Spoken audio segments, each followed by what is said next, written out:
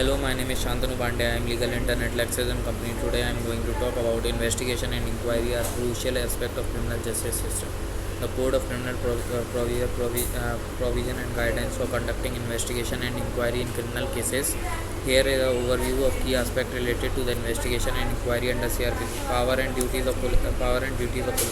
The police are primarily reasonable for conducting investigation in criminal cases.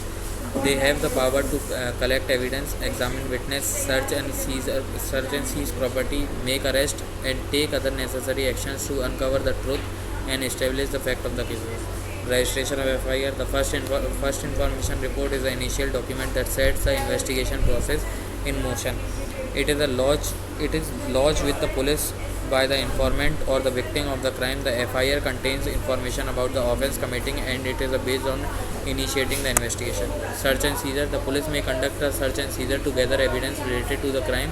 They must follow the procedure prescribed under CRPC, including obtaining search warrant in certain cases unless specific exception apply. The law requires that the search be conducted in the presence of witness and the detailed inventory of seized item must be prepared. Examination of witness.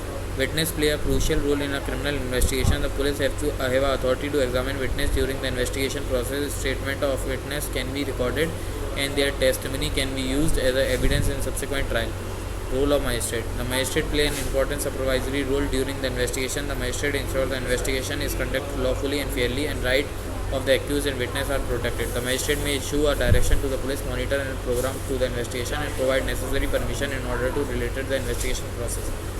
Collection and preservation of evidence. It is essential to collect and preserve the evidence proper to ensure the fair investigation and trial.